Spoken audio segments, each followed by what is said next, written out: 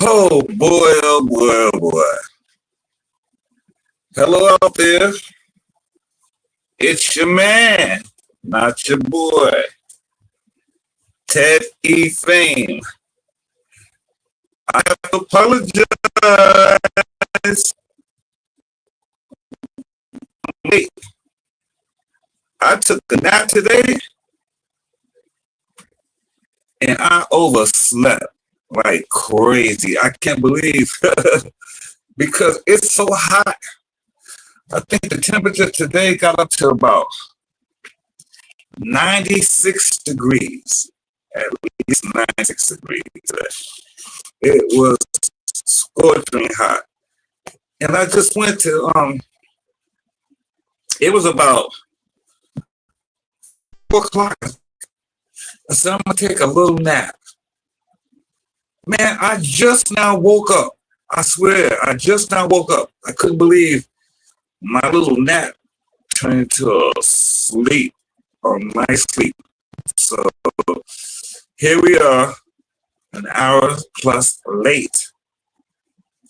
But better late than never, as they say, huh? I'm here. I'm gonna try to stay on for a while. I think maybe the later I go on, it's probably better because we have to wait till the sun go down. You know, even with the air condition, it's blowing out hot air, which is crazy. But uh,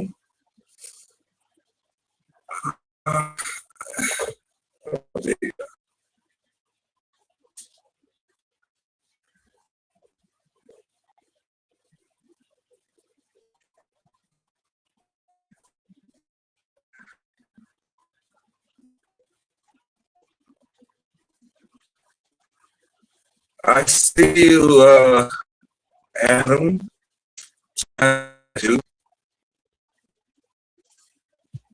for some reason comment show up on this example. Tap on the comment screen. For some reason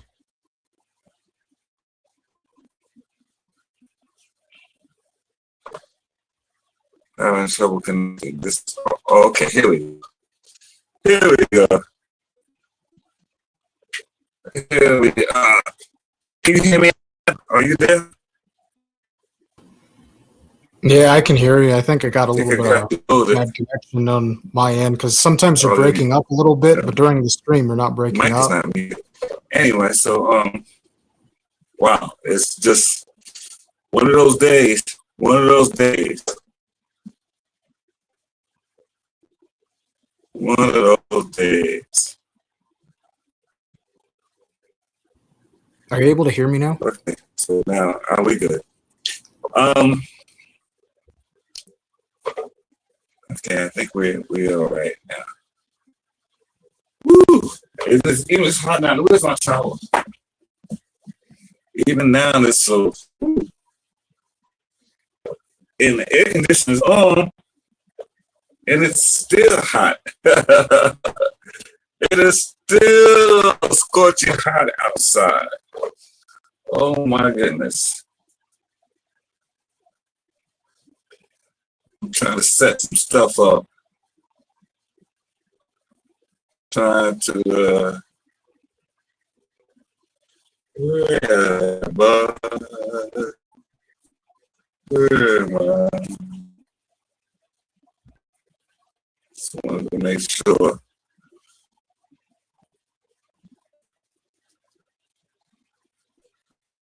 that we're here. Okay, there we go. There we go. Yeah, so like I said, one of those days where the heat is on, brothers. Yes. The heat is, I think, is right now. It's what 83 degrees. Got heat on it. I think, I don't know, maybe has to be the hottest month of the year. No, wait a minute. Let me see what's wrong. The speaker's plugged in. And let me see. Right. Unmute you. No, you are muted. Your guest is muted. It says that you are muted. Sorry, Adam. How about now? Yeah. Plug you in the speaker. Say something else. Are you able to hear me now? Yeah.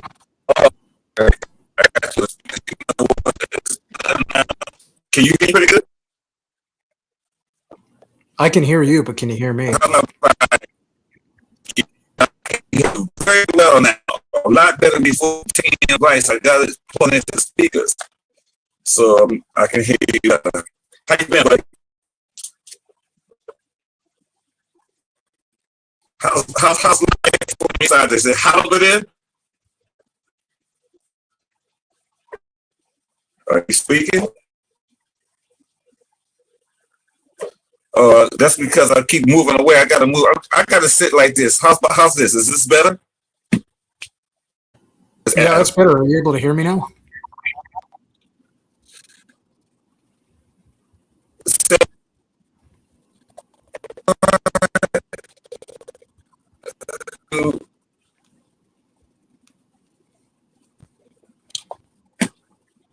Every time I'm speaking,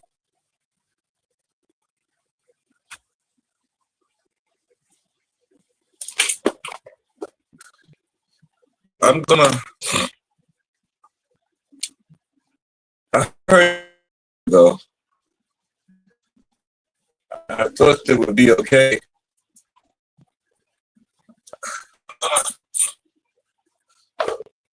Ooh, let's see. So I'm gonna say this because for some reason I be breaking up. Oh, I lost you. For some reason I be breaking up, and I'm trying to speak right into the thing here. I lost that. How did I do that? What did I do? That's not what I wanted to do.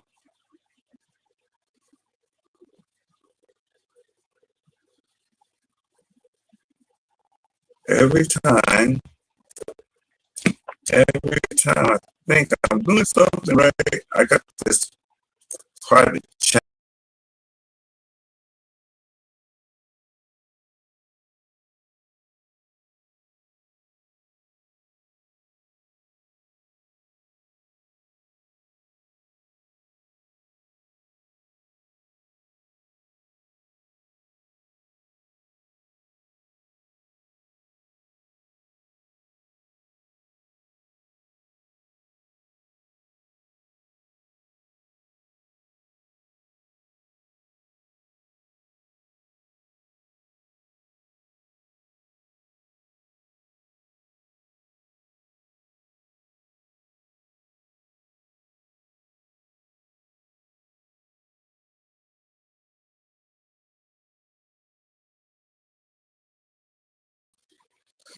Oh, that's man, I just blew my screen. I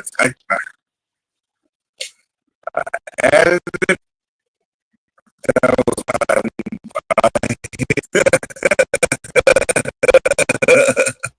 I'm still working. I can't sustain, man. Learning how to get a better.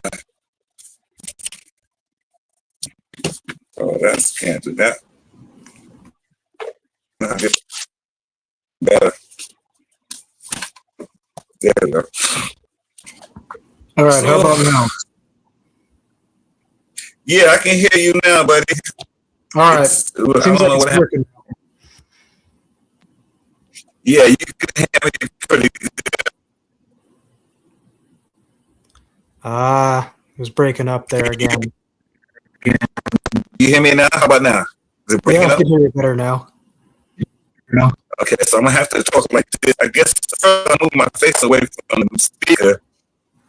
So oh, you know what I'm gonna do? I'm gonna have to take me a microphone, some type of microphone. I already got the speakers in that microphone hole, so I might have to use another computer. But with that, how you doing, buddy? I'm doing all right. Just trying to relax for the evening. Listening to some more oldies music. But otherwise, pretty well. How about you? Hey, I must say, I enjoyed that performance, dude. Really, I really enjoyed that. Yeah, thanks. I appreciate it. Yeah, it's my first time doing that. Rock and roll doo-wop music. It's obvious. Maybe you were born in the wrong decade. You should have been born maybe 2-3 decades earlier. Yeah, maybe. That way I could see the Teddy Famer live and acting. Who knows? Maybe you probably would have been lucky enough to work with me. Yeah. You never know. I wouldn't say that I'd be at the same caliber as you are. No way.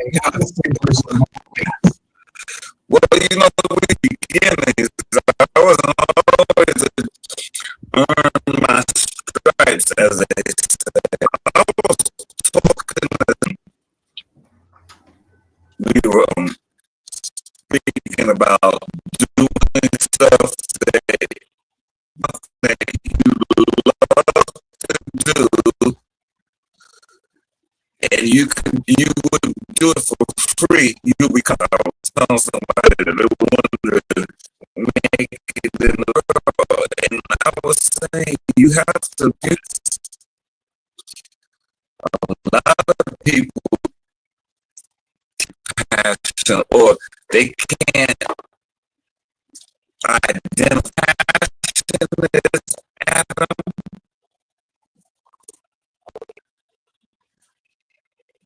Is it hard to find your passion? Some people think it's hard to find their passion. See, I guess I was lucky because I realized when I was a child what my passion was, and I just stuck to it from that point. You know, Yeah, I was coming in and out of there a little bit. I gotta sit real close to the speaker, so my face is gonna look real large. Sitting real close to the speaker now. But if it's better if you can hear me better, then I'll just like this for a while.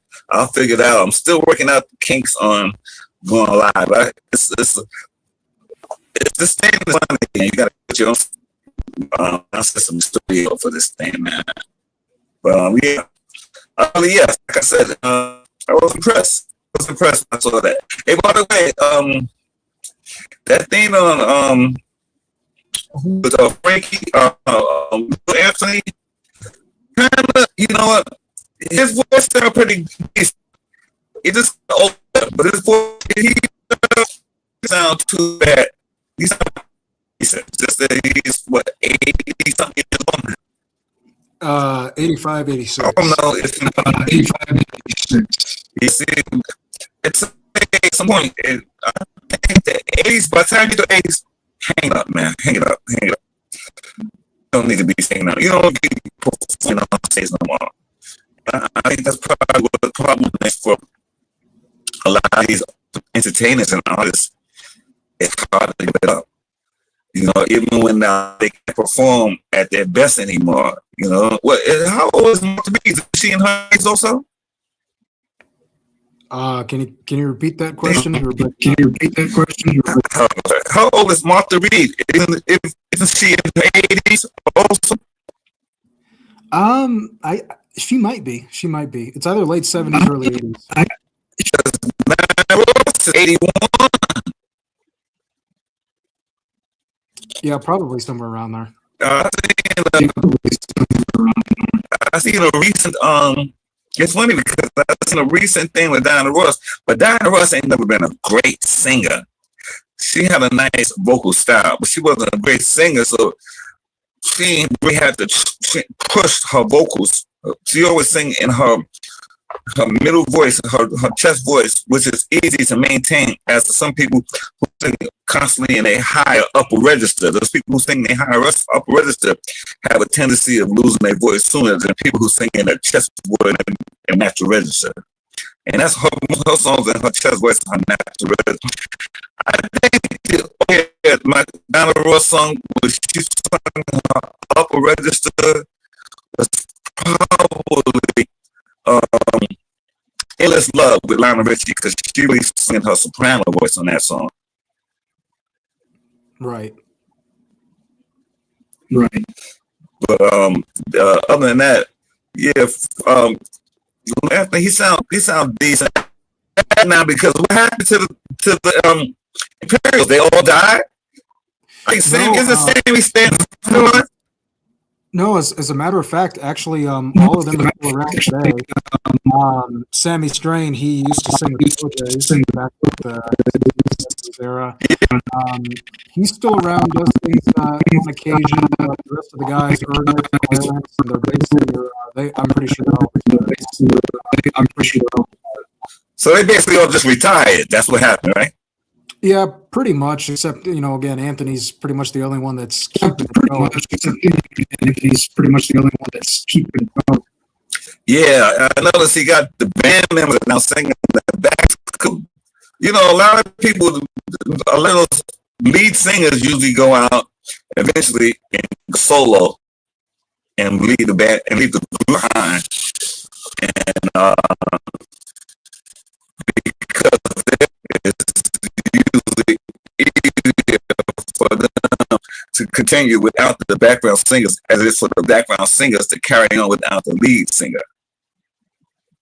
Yeah, and I personally think that he sounds better with the Imperials. Little Anthony and the Imperials. That's where I grew up. He's Little Anthony. Right. He wasn't Little Anthony Gordon. Right. Well, how old was that video? Is that recent that you sent me with Little Anthony? Yeah, that was last year. Oh, last year. So I would say he probably got another year or two before he's gonna have to retire and hang it up, because it don't look interesting with him up there by himself. It looks like he's struggling by himself, and just having all the focus on him, it's not the same. Yeah, maybe we can. But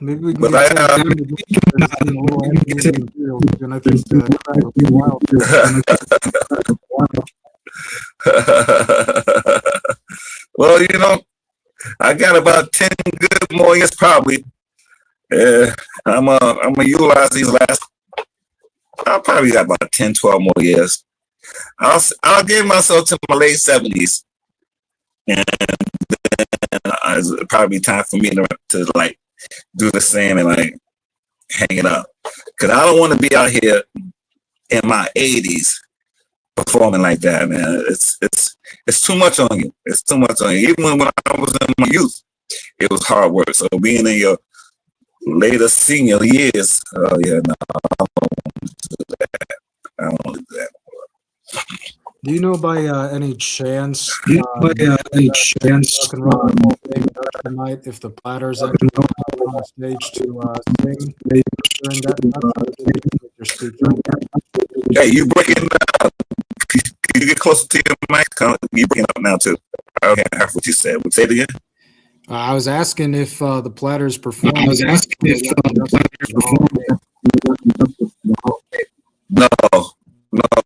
we didn't perform. Tony was in no shape.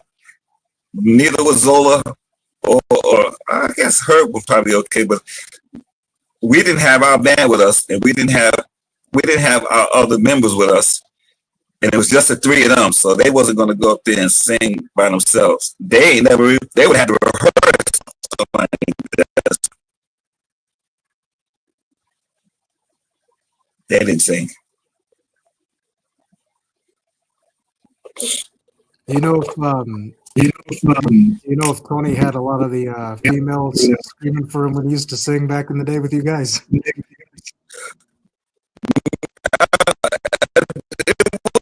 A more mature audience by the time I joined the group, because everybody was, in their mid years and older, so it wasn't the young T-boppers that were. So no, it was more of a mature audience. That we did have a lot of fans and a few groupies that were fun. We had a mother and daughter that would follow us from city to city when we was down south. I think they followed us from Orlando to Miami, Florida. I was like, wow. They really, the mother introduced the daughter to the group. She was the biggest fan, and the daughter loved our music too. So it was, yeah, they would follow us and even hang out with us. I think one of the musicians probably hooked up them. But yeah, we had our followers. We didn't have the screaming fans. Unfortunately, I think those screaming fans ended in after the 60s or maybe the early 70s. You wasn't seeing that anymore with the screaming fans until Michael Jackson got on the scene. Then you start seeing that again. I guess you got to be that big for that to have those screaming fans at you. Well, who was the one that was responsible for your guys' styles for like suits and dresses and stuff? Was that Tony or Helen's idea? Helen, she was the manager of the group. She made sure she had we had a tailor tuxedo shop in Manhattan that had where we all rent all our suits from. So he had a variety of suits there for us, and we got all she made sure she did all that. Helen was like, we had a road manager. His name was Joe Burke. All he was responsible was to make sure that we got to our different shows. Okay, with all our luggage and stuff.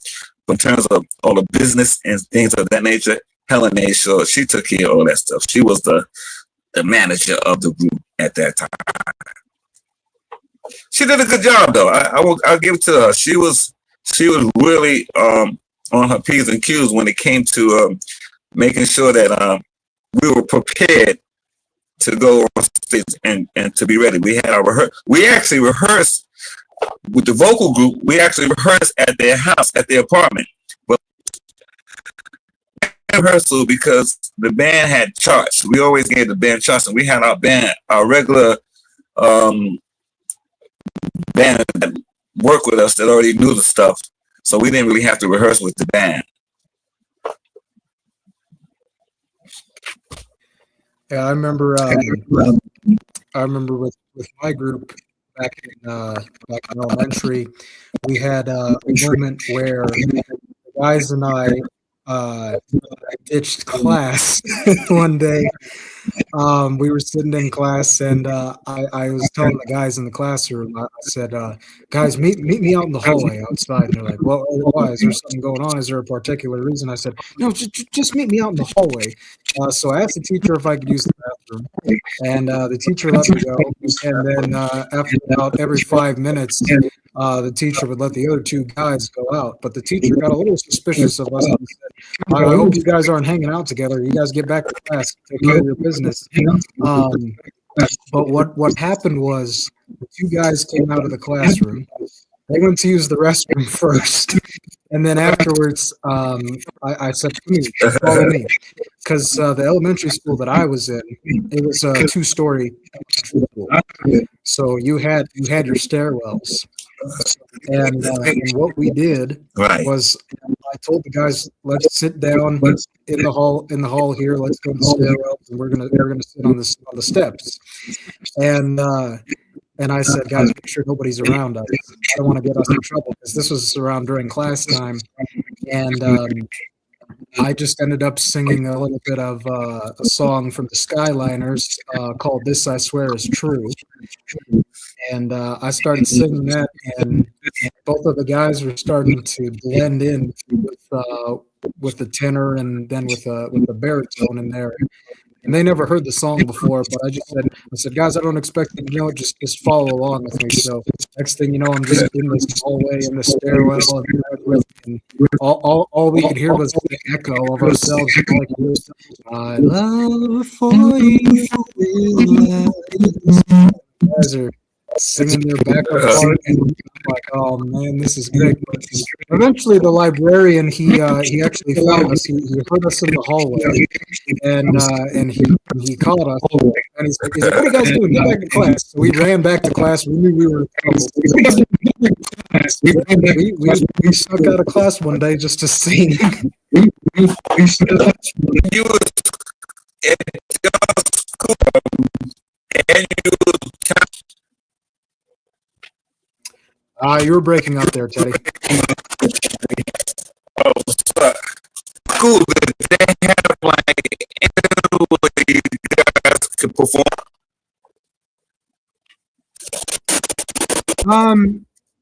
Not really. We had a lot of opportunities. There were a lot of school concerts that were going on at the time, and again, my mom was the music teacher, putting on a lot of those shows. And I begged my mom to let the guys and I go on a show and just close out. And unfortunately, my mom said, well, that would be a bit unfair because you got to remember you're still in a class with 15, 20 other students. So she preferred if she could have the whole class or all of the fourth grade and fifth grade classes sing together at a concert. So unfortunately, we didn't really get the chance. But I wish we did. We didn't have any talent shows either. If we had talent shows, that would have been it for us. That would have been our ticket. We didn't. I think it was called when I was in school. I think it was called show and tell. We had a lot. We had a few of those in class with.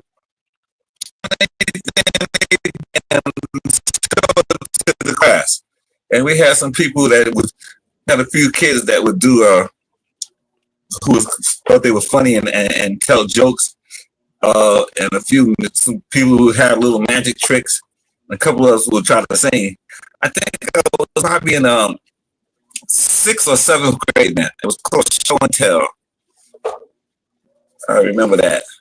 Yeah, we had a moment where my mom actually let two guys and I sing in front of the class during music, and it didn't go well. I know you have a lot of stories on your show that's about. Here's some bad stories or some crazy stories I have with Tony Williams and the players. Well, here you go, Ted. Here's one of mine. Stories of mine. But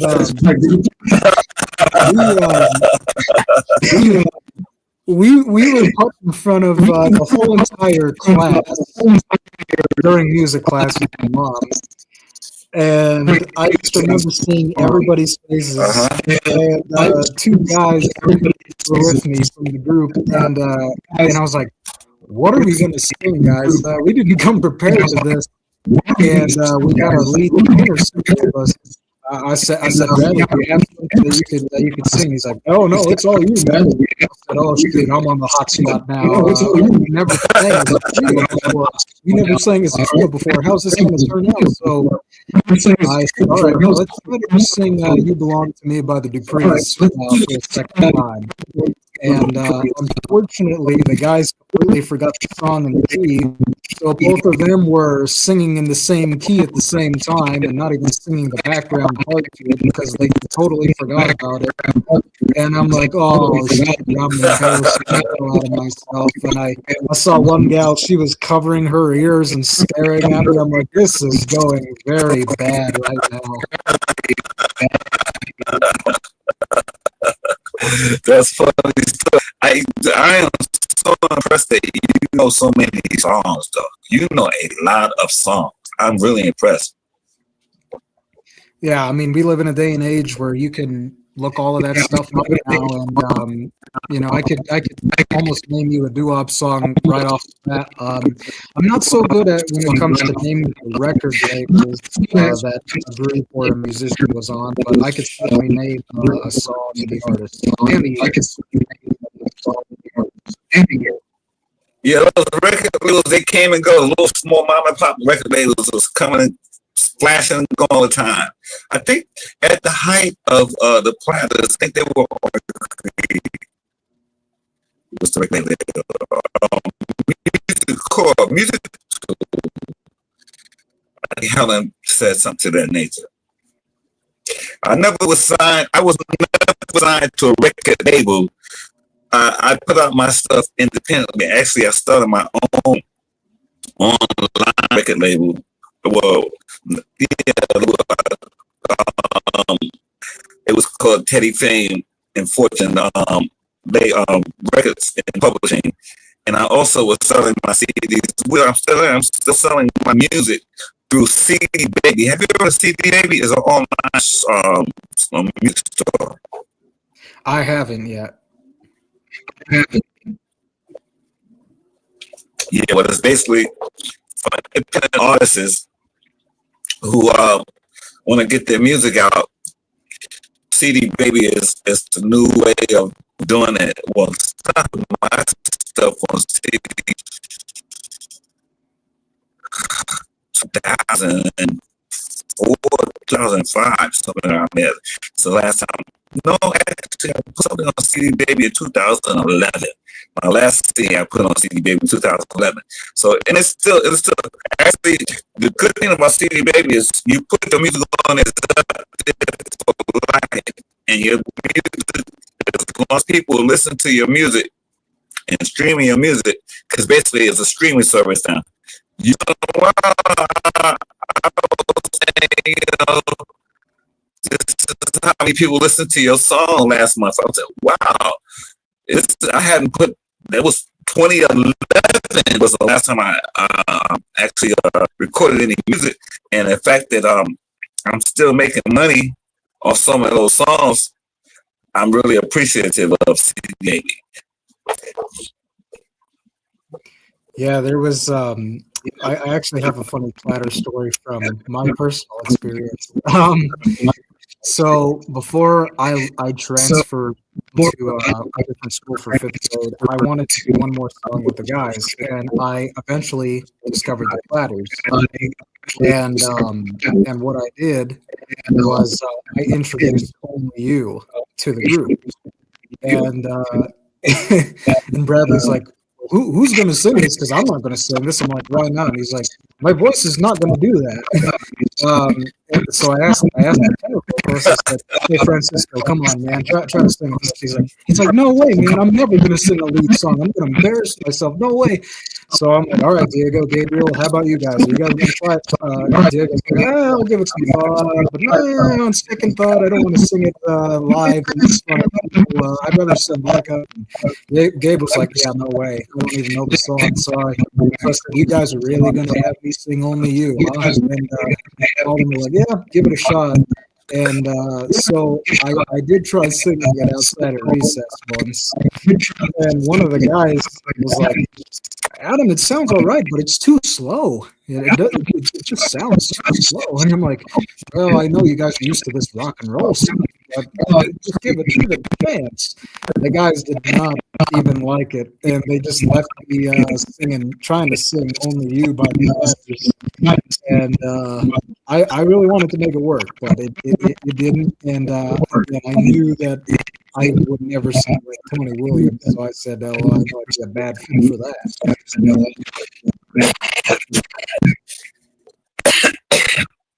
So it seemed like you was the only guy that was willing to put yourself out on the limb. The other guys seemed like they were scared to sing, man. Yeah, I mean, they would rather just do their own things. Like they were really just into playing them video games and stuff like that more than anything.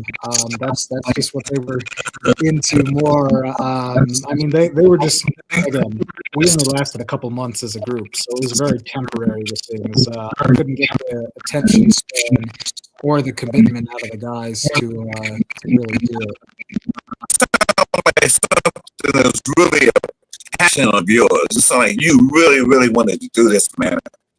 That's really interesting to hear that. Yeah, I mean, as I said, I really appreciate it. I wanted to go travel the world with my group. You know, I knew that if we would have been committed to it, we really could have been something. And you know, I wanted to go to Europe a day after school and just be like, all right, man, tomorrow's Saturday, let's go to Europe and let's go sing something down there. But the guys, they never really bought the idea. I guess I was more of a dreamer back then.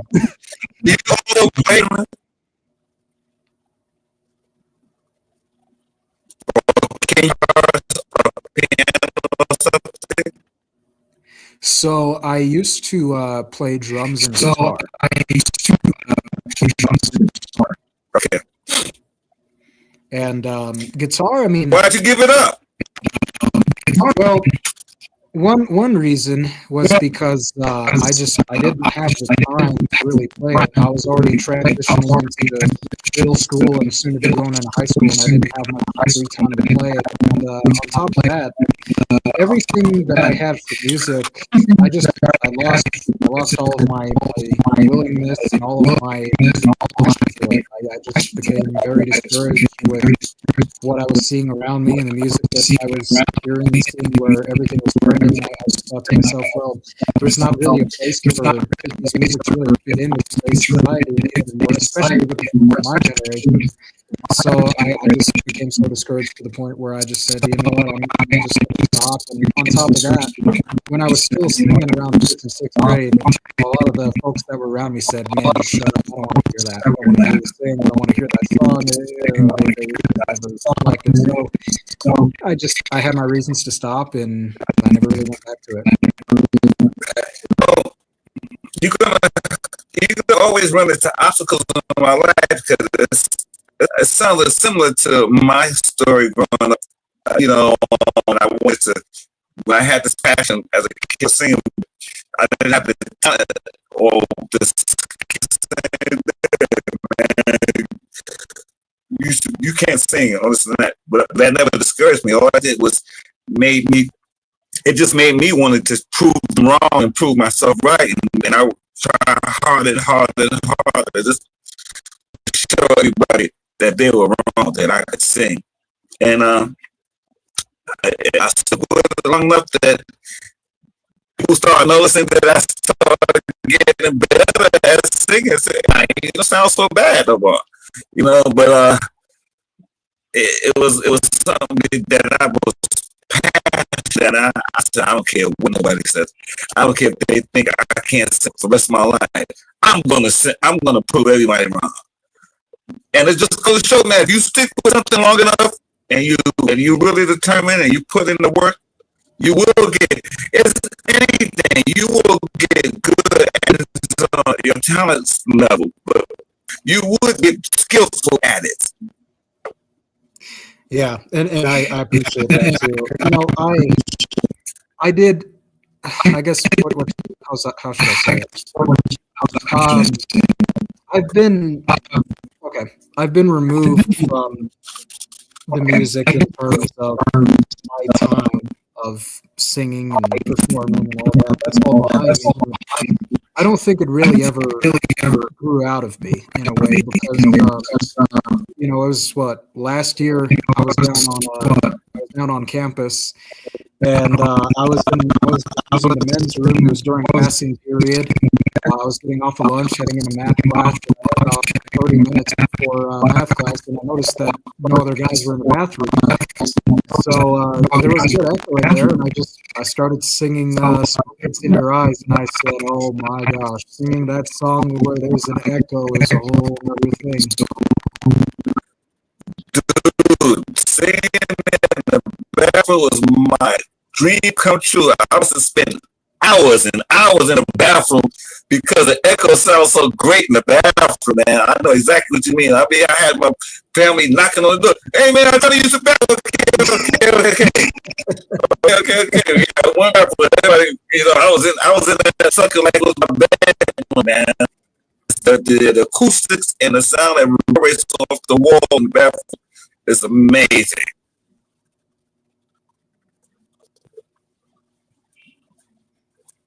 Back in the subways, New York, we got the subways, and the subways are the hallways and the subway down there in those tunnels. Oh man, the echo in those tunnels is. We had the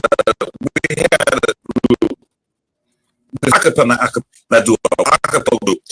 It was 4 of us: bass, baritone, first and second tenor, and I was always second tenor. And we used to go down to the subway and sing in the tunnels of the subway, and we would have a crowd of people just surrounding us because we sounded so good. And I love singing in the subway, man. And this, what's funny, man? All this happened between my senior year in college, just before I joined the Platters. I joined the Platters when I was 22. So this happened between, I would say, it was in college. So I would say this happened around, I was 20 and 21 when I was singing, when I was with the acapella group, and we were singing acapella in the subways. And it was a way we made a few dollars. We made a lot of money. And we had a lot of fun doing it. Had a lot of fun doing it. Be rainy 73. Welcome. Sounds static. I'm sorry. I have, when I talk on my computer, I have to remember to be talking this way, because the closer I get to the mic, the better it sounds like I'm singing right now. Does it sound better now?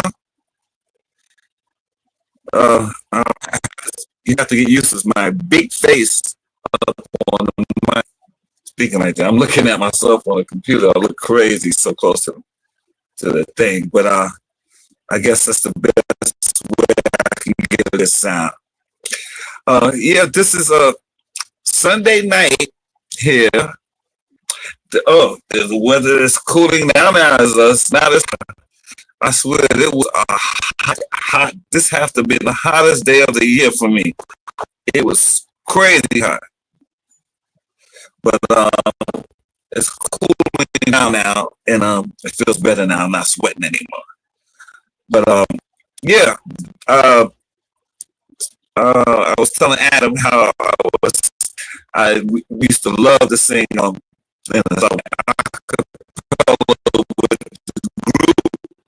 with my little acapella vocal group. This is before the Platters. So I was, believe it or not, I think it was an omen. It had to be, because that group prepared me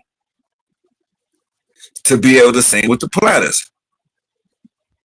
If I didn't sing in an acapella group for those 2 years that I sang with those guys, I'd be a member of the Platters. So I think it all like fell in line. It was like, I don't know, was it an old man or whatever, but singing in an acapella group prepared me, so I was ready when it was time to join the Platters. I was ready to go.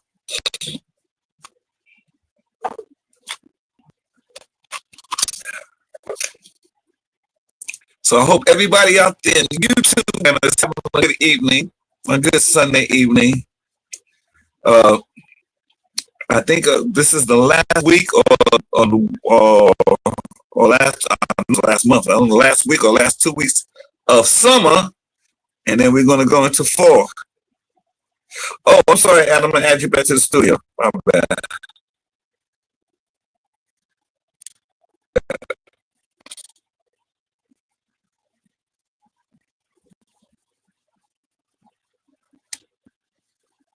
Okay, there you go. You're back in. Oh, what happened? That's you. There you go. You're back. So,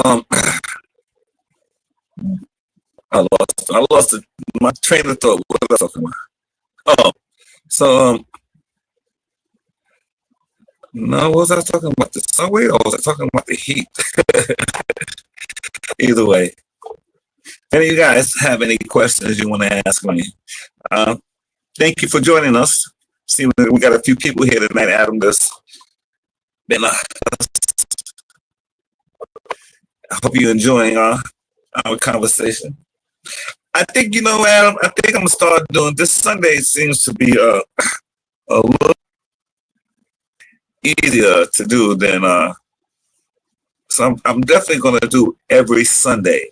Every Sunday from now on. Every Sunday, I must say around, looks like a good time too, around 6 and 7. We're gonna start going live every Sunday. And then I'm gonna probably do maybe in the future, I'm probably gonna go live maybe 2 to 3 times a week. Maybe every other day during the weekday. But definitely every Sunday evening at 6, I will be going live and hanging out with all you guys. People who are home, that's another thing. Why Sundays is a good time. Most people are home on Sundays, so I get a lot of more traction. A lot of more people pop in and out to my channel on Sundays than any other day. So yes, definitely gonna do Sundays. Sundays is the best day.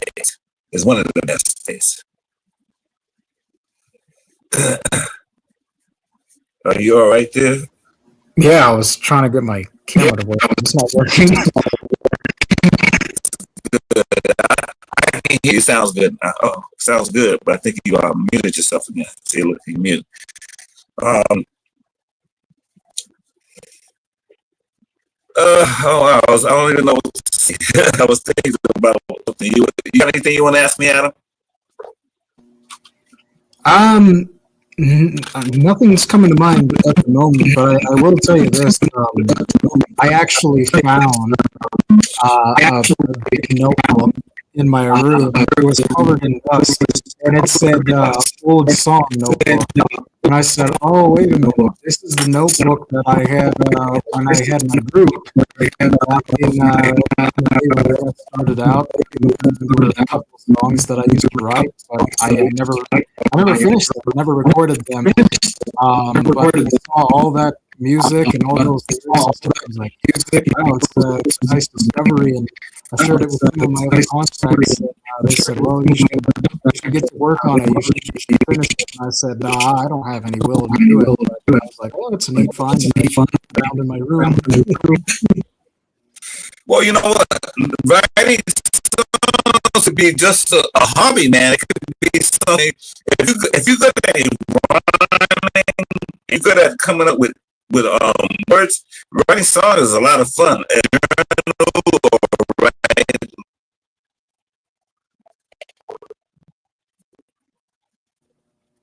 Yeah, you broke up there on my end. Oh, sorry. Did you ever write in a journal? Did you ever write poetry or poems or anything like that? You know, it's funny because I really didn't do that at first. What I actually did as a musician back then was I would write a song based on how I would feel or what I would be experiencing. Was it easy?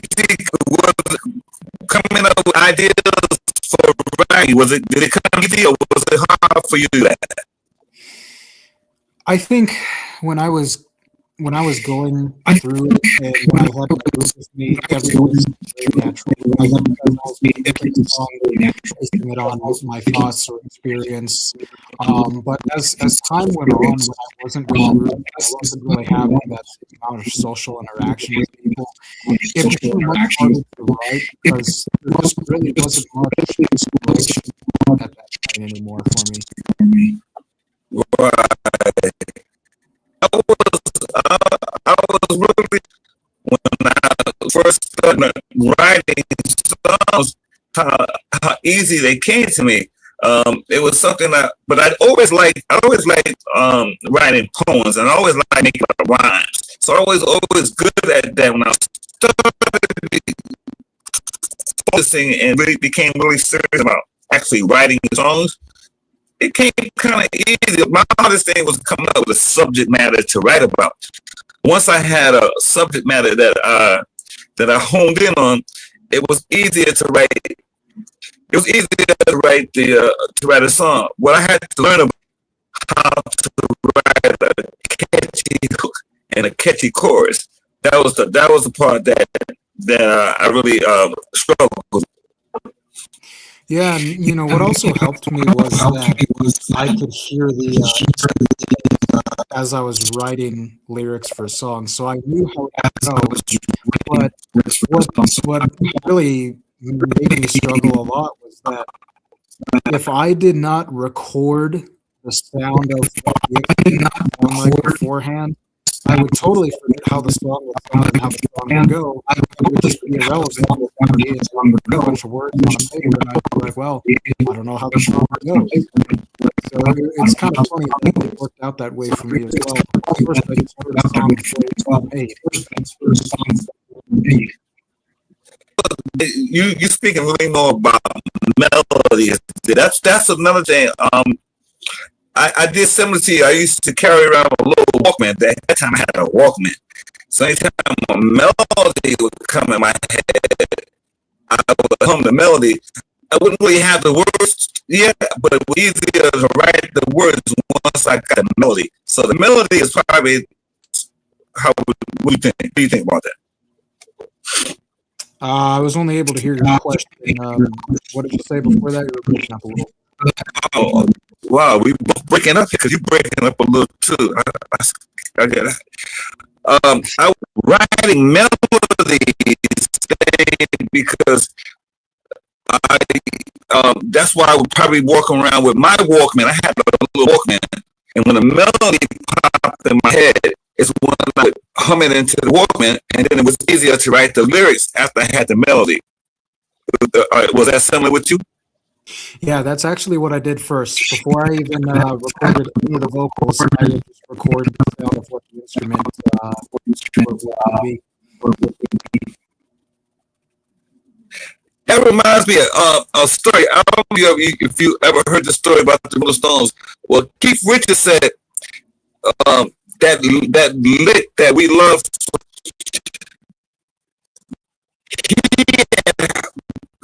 had that lick. It just came to his head, and he had said he played it on. He had a little tape recorder, and he just hit that lick, and then he fell asleep. And for the rest of the recording, all you heard was snoring. So when he went back to play it back, he said, "Oh, that lick, I really." And they developed satisfaction from that. He said it just came to him, and he just put it down and fell asleep. That was so funny. But that's how songwriting happens to a lot of people. When especially Paul McCartney said that he yesterday. He heard the whole song in his sleep. He dreamt that song. The melody was amazing. He thought because it all came to him so easy that it had to been another song that he heard, and he thought he was copying somebody's song, but he actually dreamt that song. So that was I found that kind of interesting too. A lot of people have a lot of different ways they come up with ideas for songs, or actually even come up with a song. Yeah. No, I mean I've also experienced that. Not often. There was at least maybe once or twice where I dreamt of like hearing a random melody, and eventually I just woke up at like 3 in the morning and ended up recording sounds of it just so I could remember it for the next 2 days. And what was also weird was that it's also like a movie scene as well because it's like, what's going on here? It's like, what am I seeing? I'm seeing a person. I'm seeing this setting in the background, and then this music is playing. It was kind of weird, but it worked that way.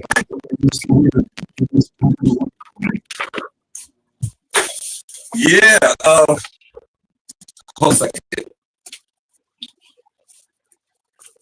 I always found it funny that a lot of times a melody would pop into my head, but handy at the time. By the time I was able to do it, I would get it. So I was always, I used to be so frustrated that I always had made sure I had a Walkman near me all the time. This is when I first started writing. And it was one of the ways I was always able to, cause I would think of a melody or something just pop in my head, or maybe a verse or clear at that moment. To that moment, I was because I wasn't able.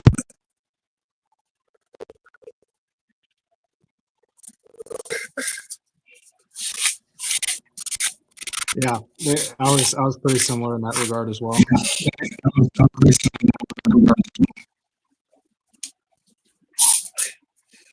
Yeah, but you know, it's a thing that we have, man. I can tell you have that thing, man. It's a thing that we have. That's why we love music so much. It's the thing we have. It's annoying at us. We always you can't totally divorce yourself from it. You can say, okay, I'm not into it as heavy as I used to be, but it's always there. You can tell who music lover, and you fall into that category to me. Yeah, I mean, I showed when I sent you that performance that I had about 2 weeks ago. It never really came out of me in that regard. I think it was always inside of me. It's just I never really had the opportunities nor the desire to really try it again.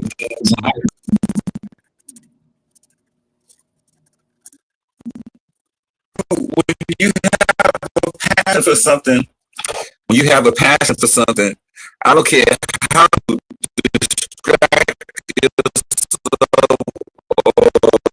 or distant yourself from it. It always comes back up on you, man. You can never Yeah, I fully was telling divorce yourself. Joe Rivera, who used to sing with me. Yeah, that's true. No, I mean, I was telling Joe Rivera, I said, Joe, I don't know why, but it seems like every time I'm talking to you musician guys that I used to grow up watching on YouTube, for some reason you guys seem to be getting that old musician side after. It's like you guys are using some magic or whatever to bring it back. And it's kind of funny because I sang a little bit for Joe Rivera. He heard me on the phone, and Joe's like, "Man, you don't even realize what you got." And I said, "Well, yeah, you're probably right because I'm just some guy who came out of retirement from singing, I guess." But it's kind of weird how it works. Like even what you said, somehow it's kind of coming out of me a little bit. Well, you know, it's always sometimes we have to be inspired, and a lot of times, what I've learned and what I learn how to do, I always make sure that whenever I choose for something, I surround myself with others that do the same thing, and and then my passion comes back. For example, when I start getting a little discouraged from singing, I would go around and listen to other people singing, and that automatically was oh man, I got to go. I couldn't wait, especially if I heard someone who sung really well. man, that would inspire me to go home and start practicing and practice some more. I was a big fan of back in my teenage years of going to see a lot of concerts, and would inspire me so much to go home and practice and practice. So that that way you always have something to keep you pushing even when you start lacking the inspiration. To me, well, in everybody's different, but that's how it was for me. Yeah, I mean, I guess I never really did that because that's basically where I was at. I was just around a lot of people that were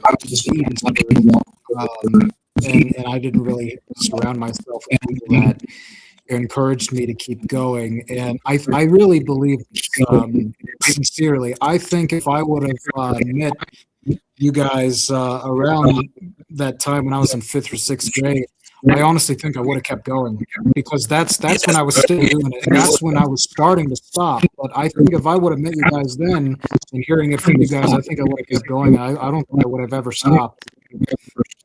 I totally agree. Timing is very important because it's such a small window between the time when you're inspired to do something and the time where it takes for you to put continue. Time is very, and you grew up in an era where that wasn't around so much as it was when I grew up. When I grew up, there were bands and singers everywhere. You can go out anywhere and hear somebody singing and see somebody playing an instrument. And that was always inspiring. Even in times when I was lacking inspiration, just seeing them playing would just inspire me. Very important. I agree.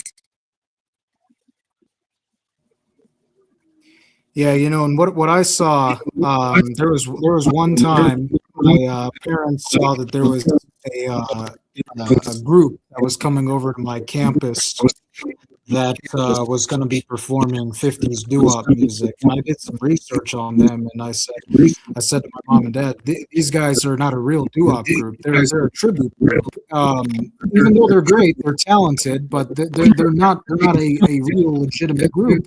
I didn't want to go to it, but my parents kind of forced me to go, and so I went down. And my parents were like, "Adam, you've been upset the whole entire night that you've been down here." And I said, "These guys aren't a real doo-wop group. These guys are a tribute group." And I told them, I said, "These guys are good, but still, on top of that, they still don't have that doo-wop sound to them. I can't hear all those 5 guys singing their 5 parts. I can only hear 3 guys, and it sounds like all of those guys are singing first tenor, second tenor, falsetto.